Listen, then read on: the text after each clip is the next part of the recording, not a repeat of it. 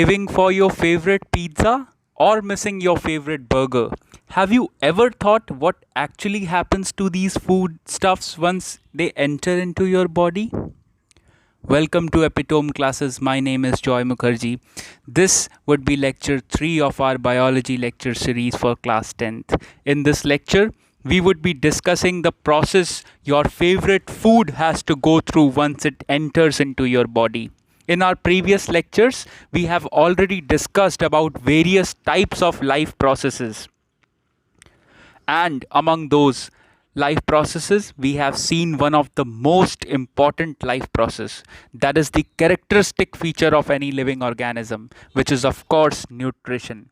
Remember the process by which living organisms obtained food for growth, metabolism and repair? Yes, we are talking about the same nutrition. We have also seen how this characteristic property is present right from a single cell to the gigantic multicellular organisms like elephants and blue whales. We have also seen the various types of nutrition exhibited by various types of organism and discussed in detail about the process of nutrition in one of the most common living organism present in our surrounding, which are also the primary producers of our planet Earth. I think you have guessed it absolutely correct. We are talking about green plants, the autotrophs, the only living organism on the face of our planet that are capable of harnessing energy from our sun and converting it into organic food.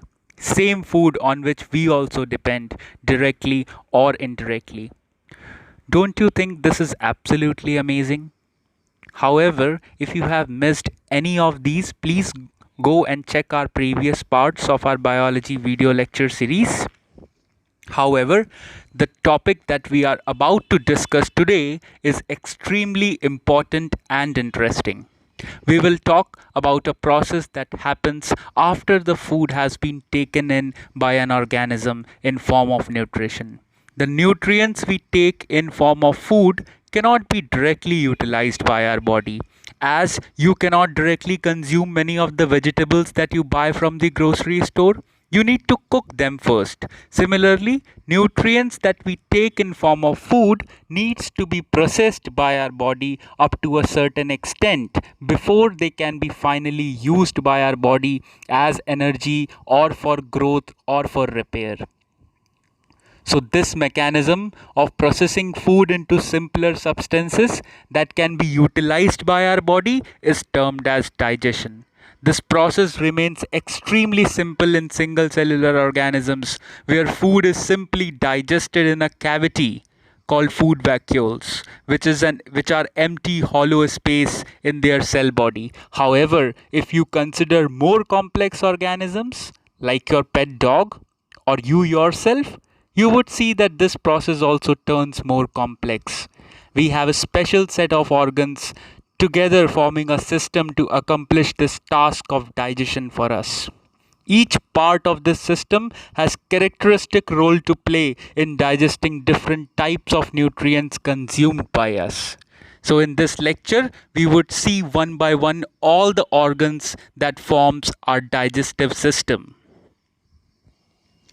You would be amazed that this process starts in our mouth itself, even before the food reaches our stomach. Shortly, we would be discussing how this actually happens. So, these are the parts that we would be discussing in this specific lecture. The first is alimentary canal, and the second would be buccal cavity, which is nothing but the other name for mouth. But we know that mouth itself comprises of different parts. So in this part of lecture, we would be discussing about few of the typical parts of mouth, that is lips, their function, tongue, its function, and the most important of all, salivary glands that actually initiates this process of digestion in our mouth. So let's begin with the alimentary canal. The alimentary canal or digestive canal starts from mouth.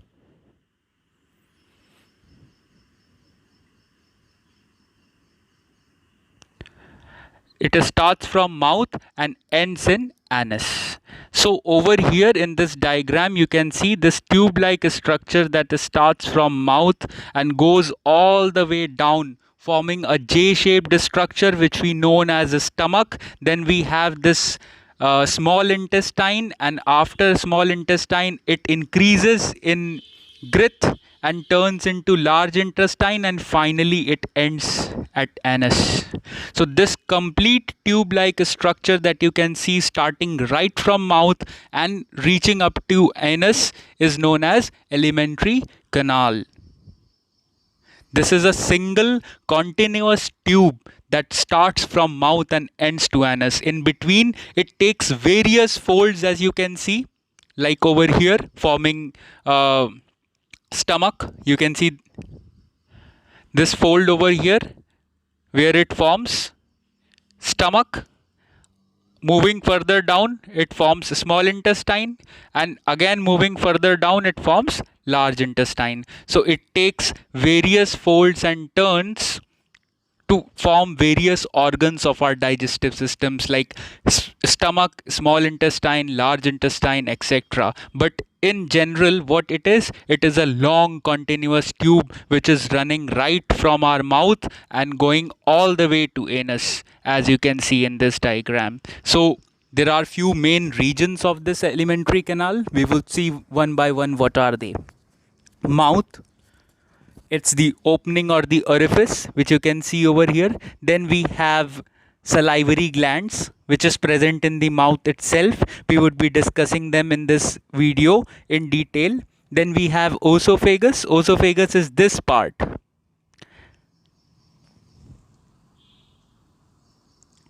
This part of alimentary canal, that is from mouth till stomach, it is known as oesophagus. Oesophagus has a special type of muscles which contract in order to push the food down in downward direction, that is into the stomach. This contraction, the movement of contraction and relaxation of the muscles of oesophagus is known as peristalsis.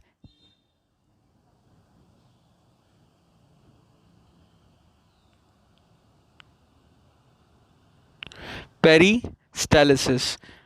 Okay, so due to this amazing feature, what happens is, no matter how you take in food, even if you take in food in upward down direction, then also food will reach to your stomach because of this movement that is happening in the esophagus or oesophagus, that is pushing the food continuously in one direction, that is towards the stomach.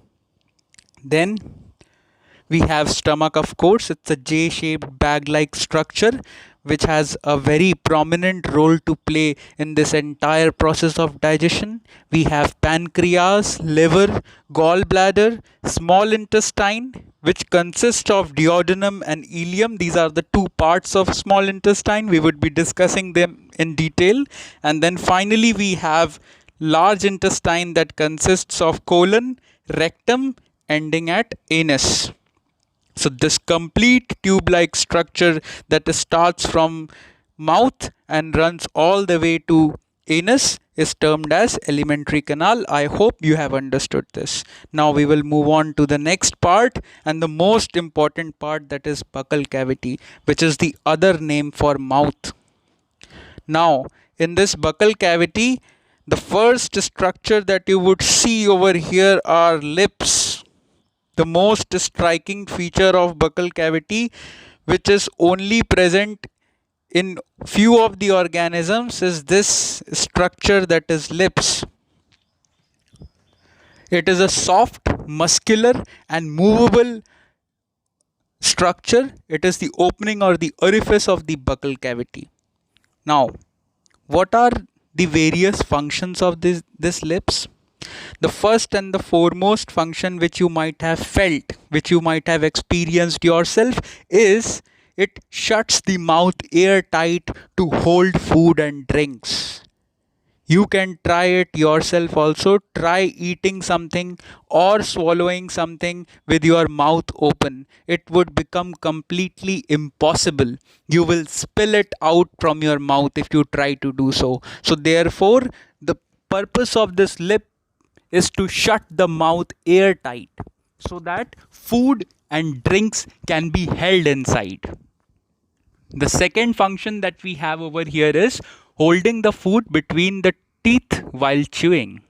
Same thing, if you try to chew your food with your lips open, you would be spilling the food out of your mouth. So, therefore, it plays an important role wherein food is held between teeth while chewing only because of these lips.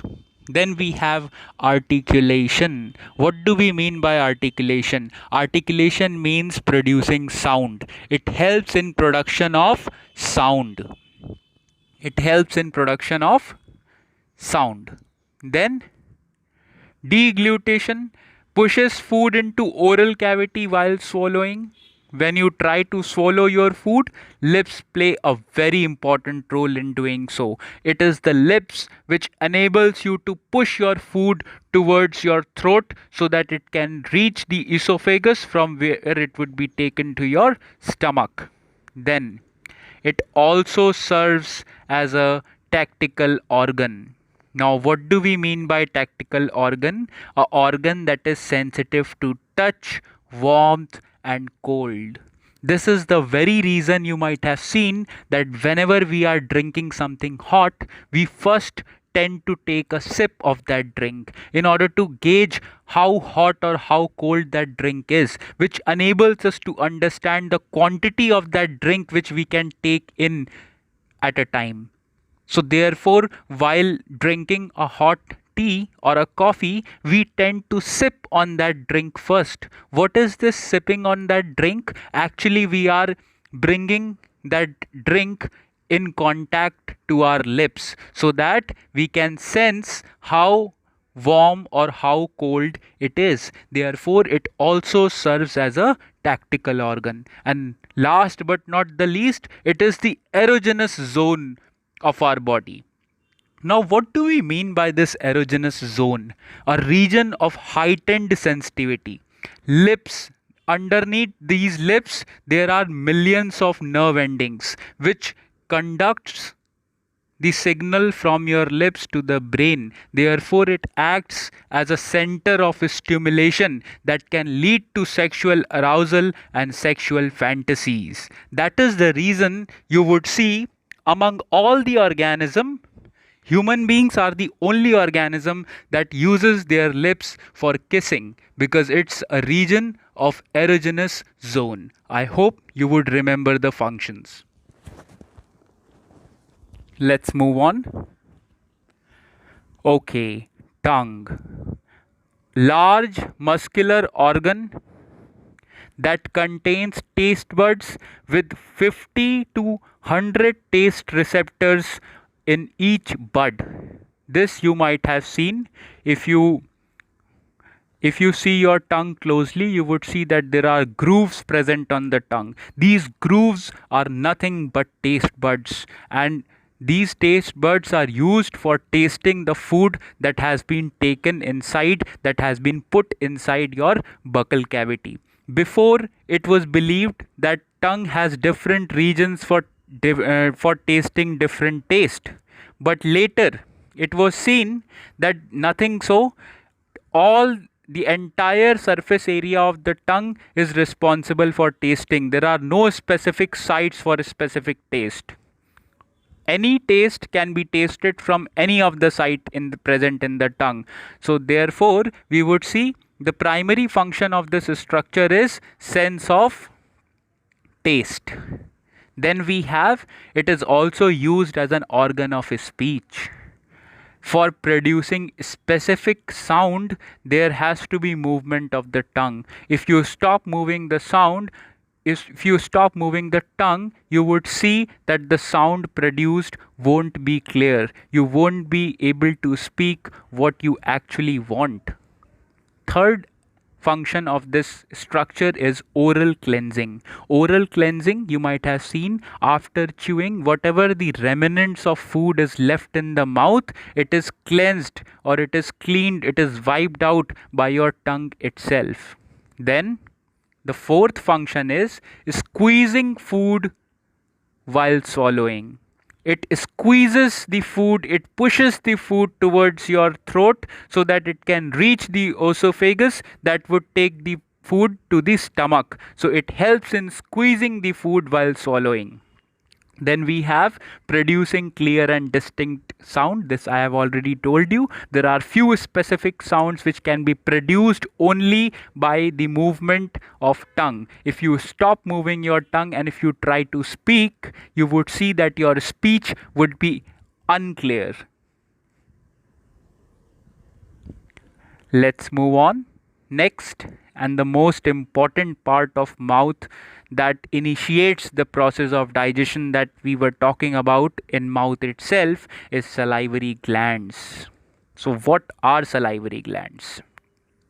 Salivary glands are basically exocrine glands. Exocrine glands, what do we mean by exocrine glands? They are ductless glands, that is, whatever secretion is produced, it is directly poured in the site of action. There are no ducts, there are no pipes present for carrying this liquid from one place to another. It is directly poured in the site of action, that is mouth. So we have three major pair of salivary glands. And in this diagram you can see it very well. The first is parotid gland. It is somewhere present in the upper jaw line of your face. Then we have submandibular gland. Please remember the spelling. It is submandibular.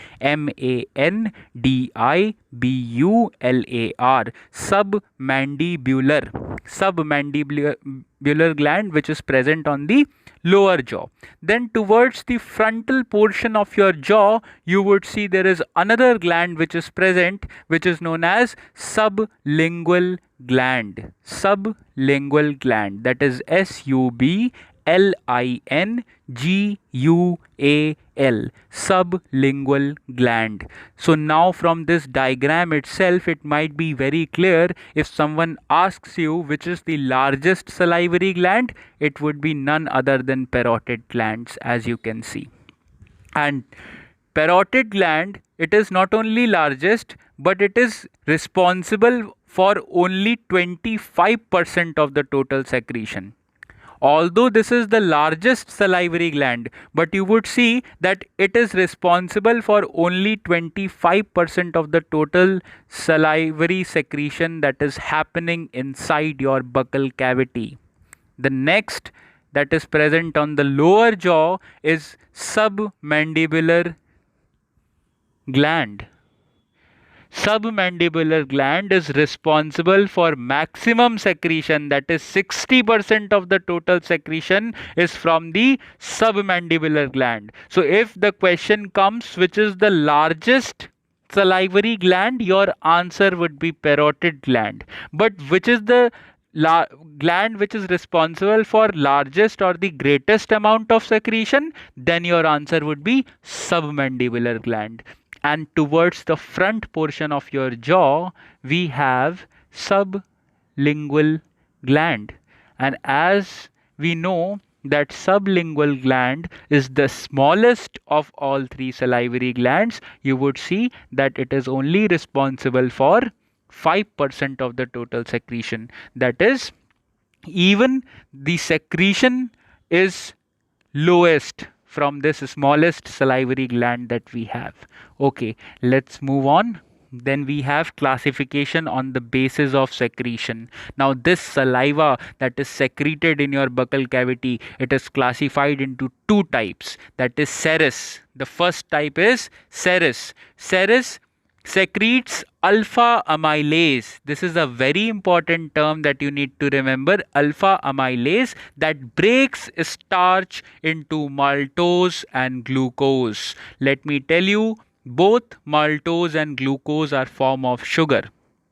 So therefore, as we have discussed before, that the nutrients that we take cannot be directly utilized by the body. It has to be broken into more simpler particles for body to use. Therefore, this starch cannot be directly utilized by our body.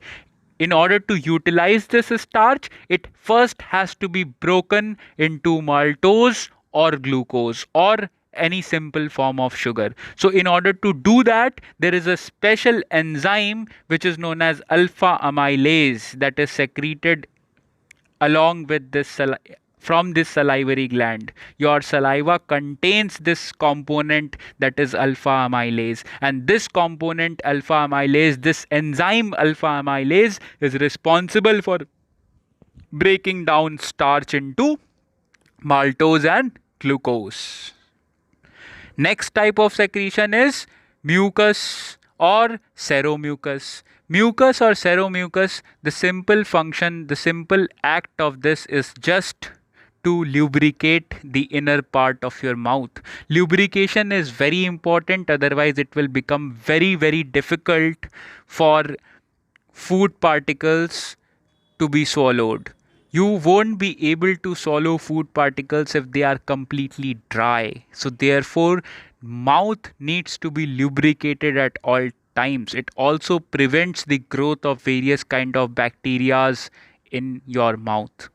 So on the basis of secretion, we have two types: serous type of secretion and mucus type of secretion. Serous type of secretion, where the enzyme alpha amylase is present, that acts on starch and breaks it into maltose and glucose. Then we have mucus type of secretion, whose primary function is to lubricate the mouth. I hope this much is clear. Now let's move on towards the functions of salivary gland. Very, very important. One by one, we would be discussing all the functions of salivary gland. The first and the foremost function is protection. Protection, how it works? First is lubrication. As I told you, lubrication or wetting of mouth is very important in order to swallow the food. If mouth would be completely dry, it would be extremely difficult for us to swallow food. Therefore, the first and the foremost function is lubrication of mouth. Then the second is lavage. Lavage. What is this lavage? Lavage means washing out of buccal cavity. Washing. Washing is referred to as lavage. So whenever you chew the food in your mouth, there are particles of food that remains inside your mouth. All this particle is washed out because of the saliva that is continuously being produced in your buccal cavity. Therefore, this continuous production of saliva initiates what? Washing. It helps in washing of the interior of the mouth, and washing is referred to as lavage.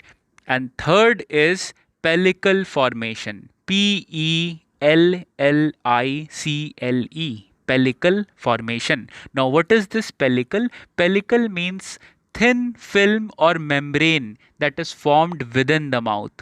Thin film or membrane. It's a film. It's a thin film or membrane. Thin film or membrane. So, why this is required? I told you, this thin film of water, that is saliva, which is covering your mouth at all times, it prevents growth of any bacteria in your mouth, and it prevents it prevents entry of these bacteria inside your body also.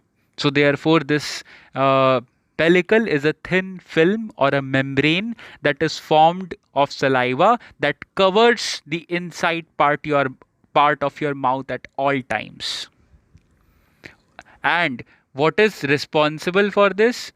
The components which enables these functions, they are glycoprotein present in the saliva, and obviously water that is present in the saliva. 95 to 96% of your saliva is water itself. Therefore, these two are the primary constituents of your saliva, and these are the functions that they provide: lubrication, lavage, that is washing of the mouth, and pellicle formation, a thin coating of saliva that is present in your mouth at all times in order to prevent formation of any bacteria and entry of any bacteria in your mouth. Let's move on. Next is buffering action. Now, what is buffering action? It regulates pH It regulates the pH of your mouth. Now, what do we mean by regulates pH?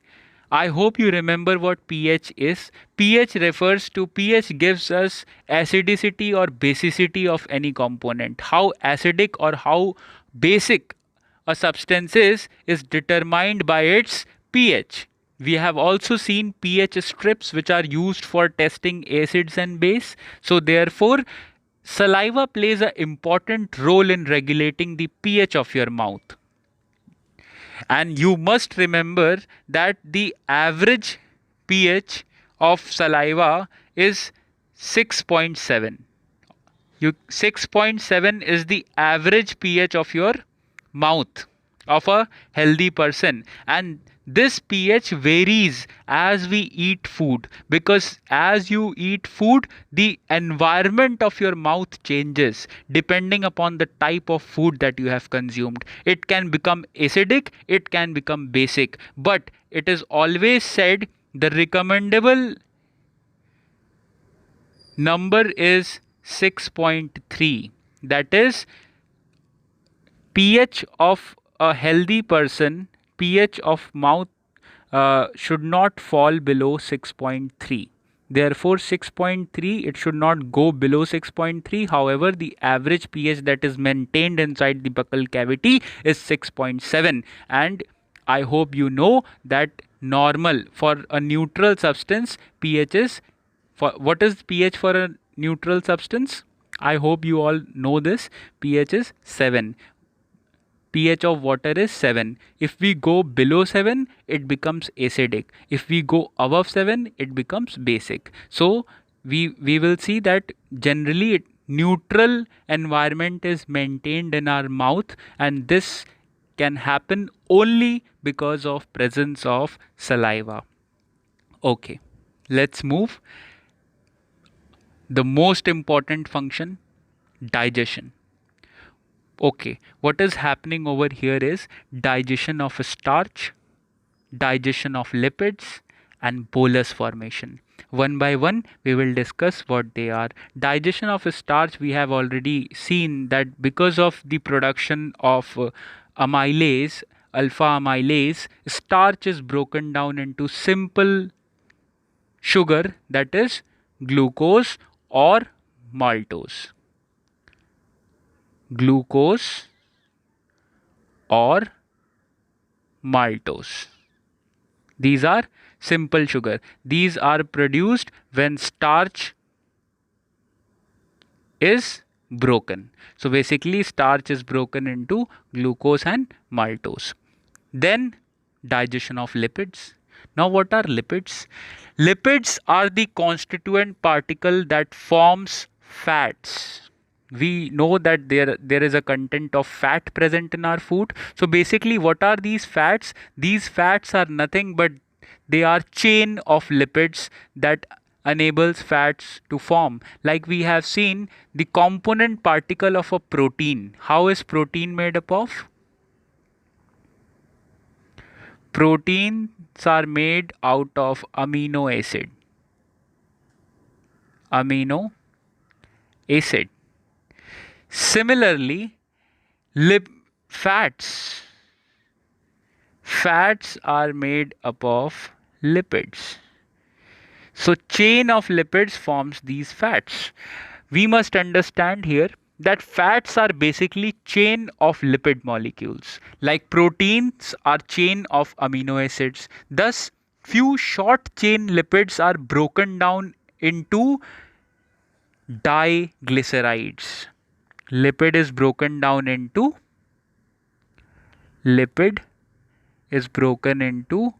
diglyceride. GLYCERIDES.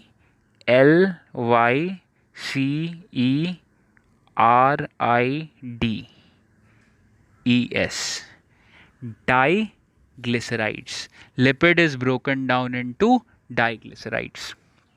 And what type of lipid? Short chain lipids. Short chain lipid molecules are broken into diglycerides due to an enzyme that is known as lingual lipase.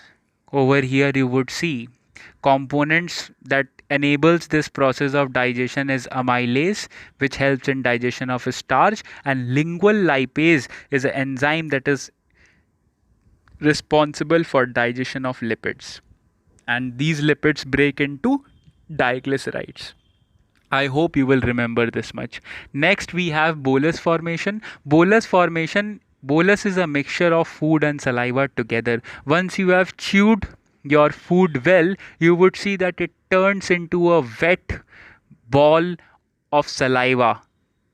So this ball of saliva that is formed after thorough chewing of your food in your mouth is known as bolus.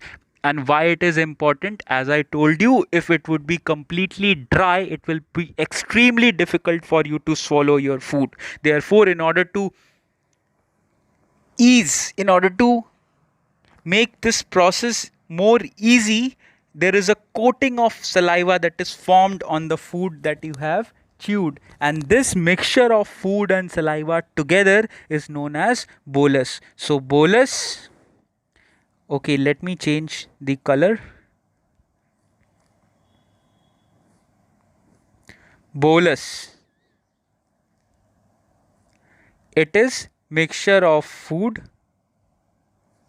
plus saliva. Okay, let's move on. Next is facilitation of taste.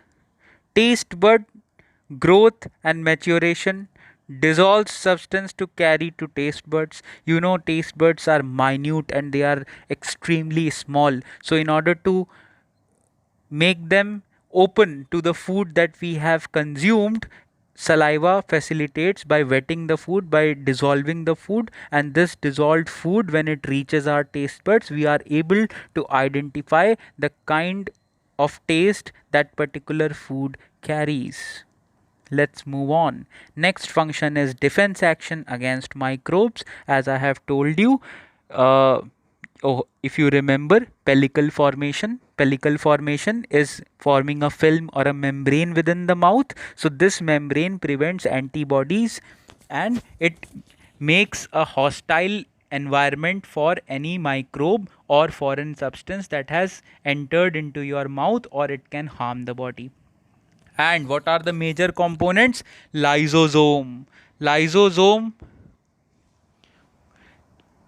lactoferrin, and IgA. These are the components which actively fight any kind of antibody, any kind of foreign substance that has entered into your buccal cavity. Now the next is ionic exchange between tooth surface. Phosphorative maturation of enamel and repair.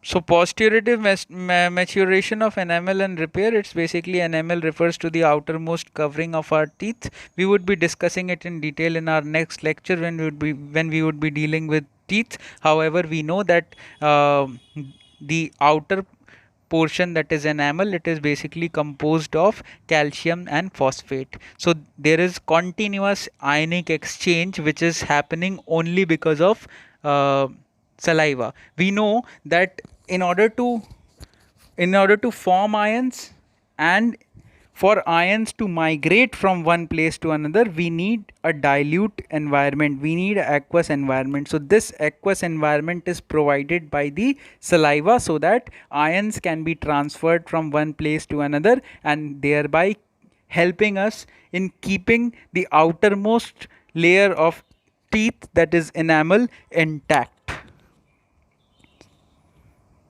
So these were the important functions of salivary gland. Please go through it once again. I hope you would remember. You would be asked to write 2 to 3 functions. Any of the 3 functions from here you can write. However, if you remember all, then it would be highly appreciable. We would keep this lecture till here. In our next lecture, we would be discussing another most important component of your buccal cavity, that is teeth.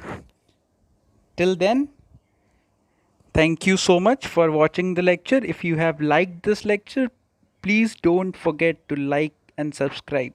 And click the bell icon for any further notifications from Epitome classes. Have a great day.